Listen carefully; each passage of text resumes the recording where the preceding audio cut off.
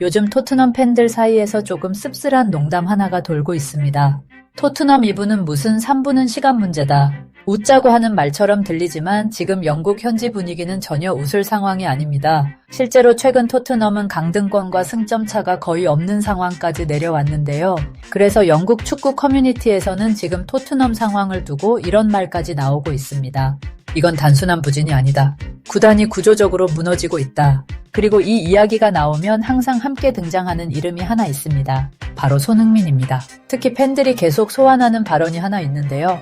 불과 6개월 전 토트넘 회장 다니엘 레비의 말입니다. 손흥민 하나 빠진다고 구단이 망하진 않는다. 당시에는 그럴 수도 있는 이야기처럼 들렸습니다. 하지만 지금 토트넘 상황을 보면 팬들의 반응은 완전히 달라졌는데요. 최근 토트넘 커뮤니티에서 가장 많은 추천을 받은 글이 하나 있습니다. 손흥민이 구단을 위해 떠나는 게 낫다고 생각해서 팀을 떠났던 거 기억함? 그냥 말도 안 되는 생각이었음. 손흥민의 존재는 팀 케미를 하나로 묶어주는 접착제였어. 물론 매년 공포 생산성이 조금씩 하락하긴 했지만 그래도 제 몫은 했었음. 만약 손흥민이 팀에 남아있었다면 이딴 상황이 벌어지게 내버려 두지 않았을 거야. 지금 토트넘 팬들이 가장 많이 하는 말이 있습니다. 토트넘은 손흥민을 잃은 게 아니라 팀의 중심을 잃었다. 그리고 바로 이 지점에서 많은 축구 팬들이 같은 질문을 던지고 있습니다. 도대체 토트넘은 어쩌다 여기까지 오게 된 걸까요? 지금부터 그 이야기를 한번 차근차근 풀어보겠습니다. 한편 손흥민은 지금 미국 LAFC에서 새로운 시즌을 보내고 있습니다. 그리고 최근 LAFC는 댈러스와의 경기로 다시 한번 화제가 됐죠. 경기 결과보다 더 많은 이야기가 나온 이유가 있었습니다. 바로 손흥민의 활용법 때문이죠. 경기 내내 손흥민에게 2명, 3명의 수비가 붙으며 거친 태클은 기본이었습니다. 손흥민이 축구를 하는 게 아니라 레슬링을 당하고 있다. 실제로 경기 장면을 보면 손흥민이 공을 잡는 순간 바로 압박이 들어옵니다. 몸싸움이 계속 이어졌는데요. 하지만 문제는 그 다음 장면이었습니다. 손흥민이 이렇게 강한 압박을 받는 상황인데도 LAFC 전술은 별다른 변화가 없었죠. 그래서 팬들이 가장 많이 하는 말이 하나 있습니다. 도스 산토스 감독 소니 사용법 모른다. 영국에서도 이 이야기가 나오기 시작했습니다. BBC 해설진이 경기 중 이런 말을 했습니다. 지금 손흥민 상황은 토트넘 시절과 매우 비슷합니다. 그리고 바로 이어서 흥미로운 분석을 내놓았습니다. 이 장면은 존슨과 똑같은 상황입니다. 지금 LAFC 공격에서 가장 눈에 띄는 선수는 마르티네스입니다. 시즌 초반인데도 벌써 여러 골을 기록했죠. 마르티네스 완전 터졌다. LAFC 새로운 해결사다. 하지만 BBC 해설진의 분석은 달랐습니다. 마르티네스 득점의 배경에는 손흥민이 있다는 것이죠. 지금 경기 흐름을 보면 상대 수비는 항상 손흥민에게 붙습니다.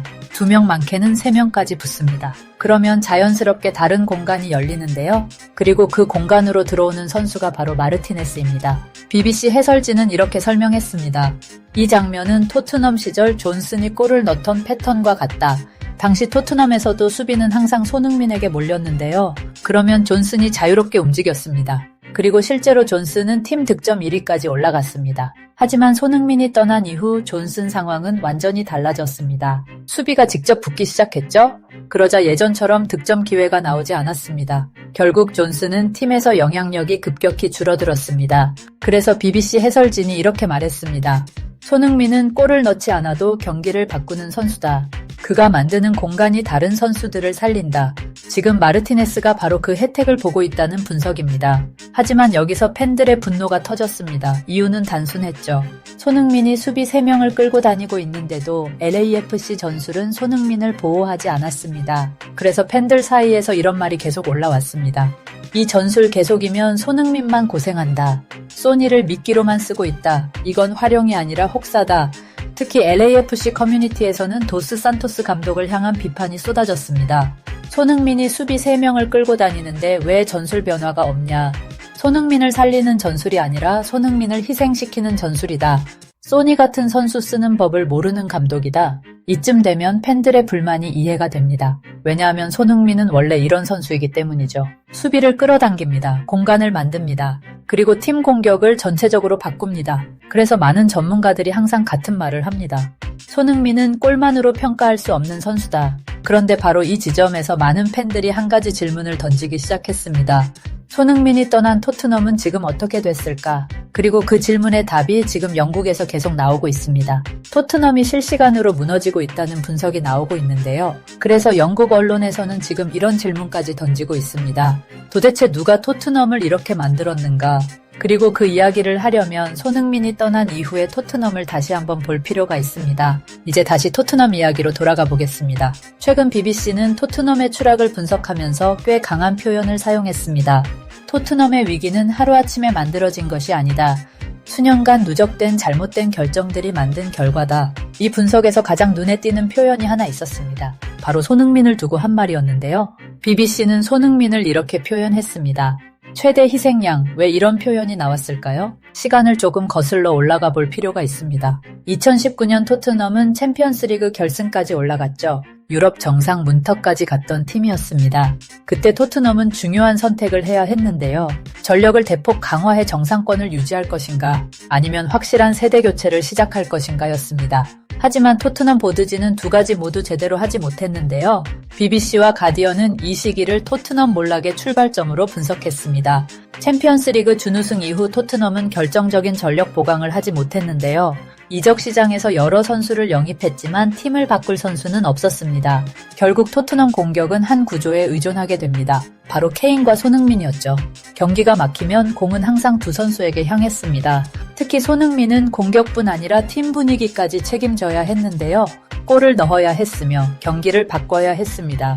그리고 주장으로서 팀 분위기까지 이끌어야 했죠. 그래서 BBC가 손흥민을 희생양이라고 표현한 것입니다. 하지만 문제는 케인이 떠난 이후였죠.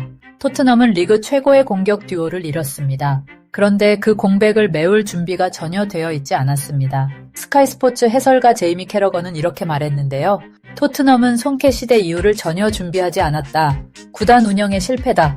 여기에 또 하나의 문제가 있었습니다. 바로 감독 교체였습니다. 포체티노 이후 토트넘은 여러 감독을 거쳤습니다. 무리뉴가 왔습니다. 콘테도 왔습니다. 그리고 여러 감독들이 팀을 맡았습니다. 하지만 어떤 감독도 장기 프로젝트를 만들지 못했는데요. 감독이 바뀔 때마다 전술이 바뀌었습니다. 선수 구성도 계속 흔들리기 시작했죠. 결국 토트넘은 팀 정체성을 잃게 됩니다.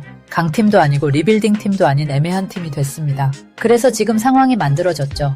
현재 토트넘은 강등권과 승점 차가 거의 없는 상황까지 내려왔습니다. 영국 현지에서도 충격적인 반응이 나오고 있는데요. 가디언 칼럼니스트 조나단 윌슨은 이렇게 말했습니다. 토트넘은 지금 프리미어리그에서 가장 방향성을 잃은 팀이다. 구단 운영이 완전히 꼬였다. 팬들의 반응도 크게 다르지 않습니다. 솔직히 난 손흥민이 지금 스쿼드에 없어서 다행이라고 생각함. 손흥민 때문에 토트넘을 좋아했는데 지금 이 상황에 손흥민이 있었다고 생각하면 가슴 찢어짐. 엠박수 칠 때 잘 떠났지. 있었다면 겁나 끔찍했을 듯. 물론 그렇다고 해도 손흥민을 난 탓하지 않았을 거야. 일단 손흥민이 있었으면 이딴 병엑스 같은 상황이 벌어지진 않았음. 적어도 선수들 모아두고 기존 주장들이 그랬던 것처럼 팀을 위해 엠블럼을 위해 뛰자라고 말이라도 했겠지. 운동이함 주장으로서 존재감은 로메로랑 감히 비교 못함. 로메로를 주장으로 뽑은 건 프랭크 감독이 벌인 가장 첫 번째 실수임. 대다들 손흥민이 좋은 주장이 아니었다고 말했지만 적어도 레드카드 수집과 로메로랑은 비교 못할 만큼 뛰어난 주장이었어. 팀을 실망시키는 일도 없었겠지. 그리고 아무리 손흥민이 커리어의 황홍이라 했어도 테리랑 오도베르로 손흥민의 빈 자리를 채워주길 기대한 건 겁나 말도 안 되는 계획이었음. 이 팬들의 반응 속에는 공통된 메시지가 하나 있습니다. 토트넘은 리더를 잃었다. 그리고 그 리더의 이름이 바로 손흥민이었습니다. 사실 손흥민이 주장으로 있던 시절을 떠올려보면 지금 상황이 더 선명하게 보이죠. 프리킥 상황에서 선수들이 서로 차겠다고 다투면 손흥민이 직접 말렸습니다. 팬들이 야유를 보내면 먼저 고개 숙이며 미안하다고 했는데요. 경기 내용이 좋지 않아도 항상 인터뷰에 가장 먼저 나와 책임을 이야기했던 선수도 손흥민이었습니다. 그렇게 팀 분위기를 붙잡고 있던 마지막 중심이 바로 손흥민이었습니다. 하지만 지금 토트넘은 그 중심이 사라졌는데요.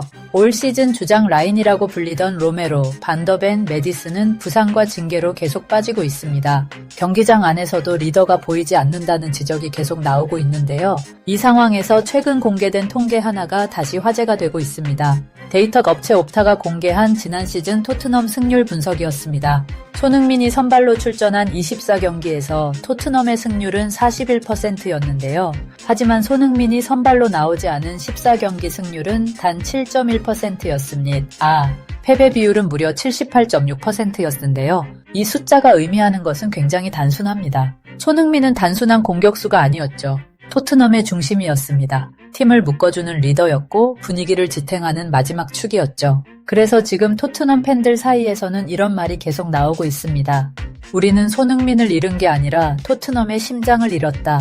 그리고 지금 토트넘의 상황을 보면서 많은 축구 팬들이 같은 질문을 던지고 있습니다. 레비 회장은 정말 몰랐을까요? 손흥민이 얼마나 중요한 선수였는지 말입니다. 어쩌면 시간이 지나서야 그 의미가 더 또렷하게 보이는 것인지도 모르겠네요. 그리고 지금도 전 세계 축구 팬들은 여전히 같은 이름을 이야기하고 있습니다. 바로 손흥민입니다. 한편 저희 채널을 오래 봐주신 분들은 이미 알고 계시겠지만 최근 채널에 작은 변화가 하나 생겼습니다. 바로 채널 멤버십이 새롭게 시작되었는데요. 멤버십에 가입하신 분들은 매일 새벽 6시에 올라오는 쇼츠 영상을 가장 먼저 확인하실 수 있습니다. 또 일반 영상에서는 다루지 못했던 흥미로운 스포츠 이야기나 비하인드 스토리도 회원 전용 콘텐츠로 만나보실 수 있는데요. 축구를 오래 좋아해 오신 분들이라면 분명 재미있게 보실 이야기들도 준비하고 있습니다. 앞으로도 손흥민 이야기뿐 아니라 우리가 잘 몰랐던 스포츠의 다양한 이야기를 계속 전해드리겠습니다. 오늘 영상이 흥미로우셨다면 구독과 좋아요도 한번 부탁드립니다. 그리고 다음 이야기에서는 또 어떤 스포츠의 숨은 이야기가 기다리고 있을지 기대해 주시면 좋겠습니다.